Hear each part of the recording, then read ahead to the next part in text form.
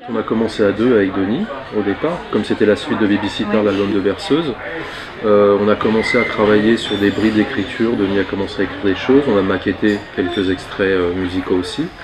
Et c'est resté en stand-by pendant un bon moment, jusqu'à ce que Gilles en fait rentre dans l'histoire.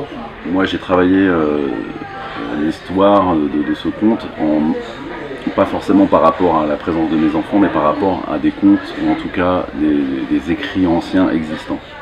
Voilà. Et par ailleurs,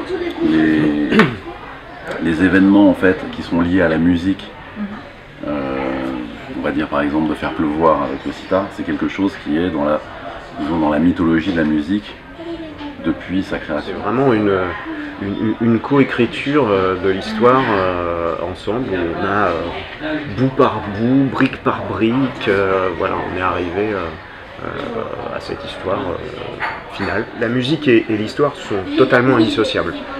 Et c'est aussi pour ça qu'on a choisi tout de suite la forme livre audio, parce que c'était tellement indissociable que évidemment l'histoire elle fonctionne sur le papier. En plus notre illustrateur qui malheureusement n'est pas là aujourd'hui avec nous, François Marc, a fait un travail remarquable, on en reparlera tout à l'heure, mais vraiment c'est tellement imbriqué les éléments les uns avec les autres d'un point de vue narratif et d'un point de vue émotionnel que c'était pas possible de les séparer. Voilà.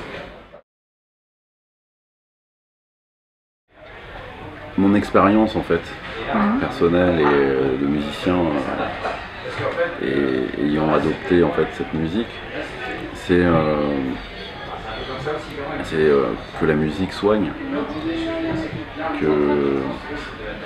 donc ça c'est une croyance qui est devenue profonde chez moi, et c'est que au départ cette musique, en tout cas le sitar, effectivement on a fait Babysitter et j'ai des parents qui m'en parlent tous les jours. Ils me disent c'est incroyable le bien que ce disque peut faire quand il y a du stress à la maison, quand le bébé est stressé, etc. On entend deux notes de sitar et tout de suite on est ailleurs, quoi. Donc c'était aussi l'idée de faire un voyage initiatique, mais un voyage antérieur. Finalement on arrive à cette idée du sommeil, parce que Denis et Jean-Paul avec le disque pour les enfants, l'intérêt c'était aussi de calmer les enfants, le pouvoir apaisant de cette musique et en particulier du sitar qui soit apaise, soit endort les enfants, et du coup là ça a fait tilt, on est parti dans cette direction, d'où cette aventure du prince Tu dors pas, voilà, qui comme son nom l'indique a un petit problème avec le sommeil. C'est vrai qu'on a parlé d'univers indien, mais effectivement, le conte ne se passe pas en Inde, il se passe dans un pays imaginaire. Il était important pour nous en fait de pas coller en fait à plusieurs choses qui se sont faites, c'est-à-dire de faire quelque chose qui est vraiment situé en Inde, à une époque particulière, etc. L'intérêt effectivement, c'est que ça soit quelque part dans l'imaginaire, voilà, tout simplement. Et que à la limite, le sitar, il est indien certes, mais que c'est quelque chose qui est dans un univers, disons, voilà, magique ou onirique, qui ne soit pas forcément situé sur une carte, quoi.